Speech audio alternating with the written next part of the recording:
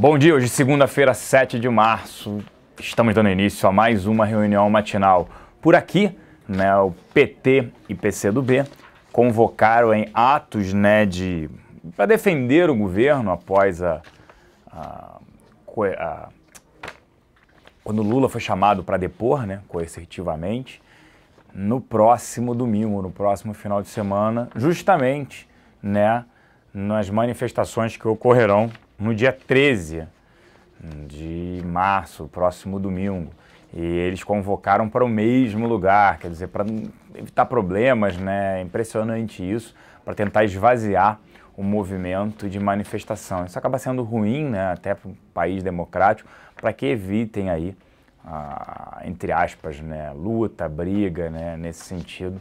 É problemático esse tipo de situação, acaba chamando por um confronto, isso é muito ruim, para o país e num cenário que a gente vive de democracia na mesma data, Manifestação essa que já está marcada, agendada há meses.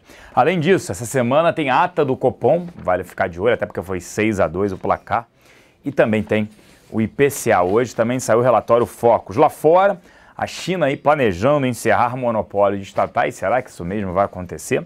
Banco Central japonês afastando a possibilidade também de novos estímulos. Vou passar para falar sobre tudo isso para o Gustavo Cruz. Bom dia, Gustavo, tudo bem?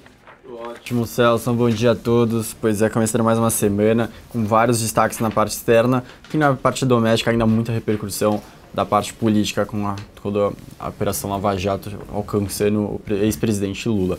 Iniciando pela parte de fora, então, a gente teve um acontecimento bem importante no final de semana.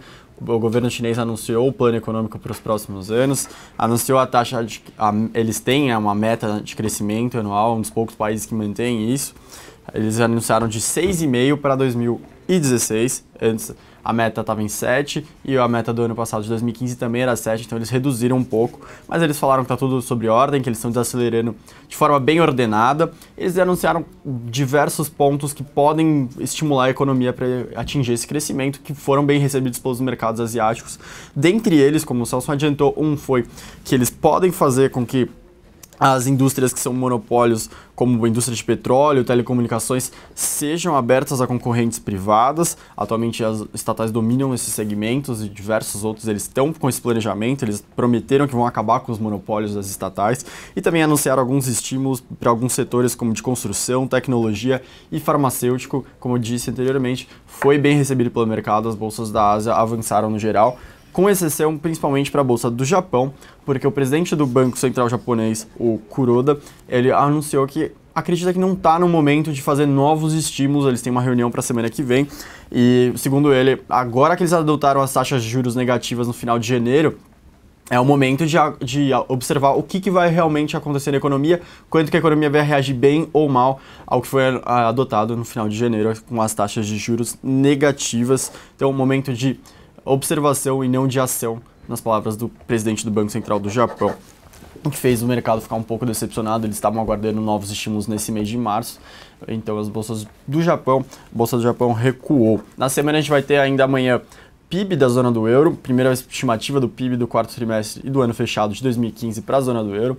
Na quinta-feira, ainda na zona do euro, decisão do Banco Central Europeu, aí sim, muita expectativa de anúncio de estímulos monetários por lá, de mudança no pacote que está completando um pouco mais de um ano.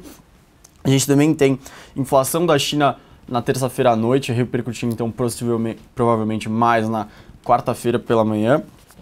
E no Japão, na sexta-feira, a gente tem a segunda estimativa do PIB do quarto trimestre. Indo para a parte doméstica, a gente teve o Boletim Focus hoje praticamente inalterado nas expectativas de 2015 e 2016.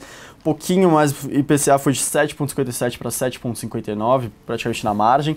E o PIB passou de 3,45 de queda em 2016 para 3,50 de queda. Os outros indicadores praticamente estáveis.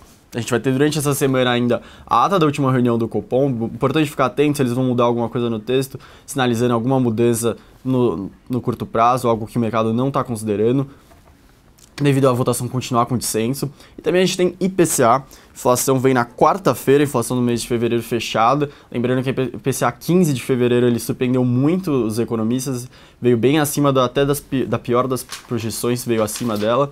Então, observar se o IPCA fechado de fevereiro vai recuar um pouco como esperado. De destaque aqui, O Celso adiantou, eu vou passar para ele agora novamente. Os apoiadores do governo, militantes do PT, do PCdoB e de alguns movimentos sociais, eles decidiram fazer um ato na própria Avenida Paulista, onde está marcado os atos contra o governo, e marcaram um ato a favor, o que provavelmente vai repercutir bastante. Os políticos devem se posicionar sobre as duas manifestações serem marcadas para o mesmo lugar no mesmo dia. Então agora sim, devolver para o Celso, a gente vê novamente aqui no Infomoney. Com você, Celso. Obrigado, Gustavo. Por aqui, os locais na sexta-feira terminaram net vendidos em 42 milhões de reais. Destaques na compra para Petro 3, Itaúsa, Cielo, Suzano e Banco do Brasil. Destaques na venda para Petro 4, BVMF, Vale 5, Itaú e Fibria. Nas duas pontas, Ambev, Vale 3, Bradesco, BB Seguridade e GBR. Os estrangeiros terminaram de net comprados em 100 milhões de reais. Interessante é o basket de compra.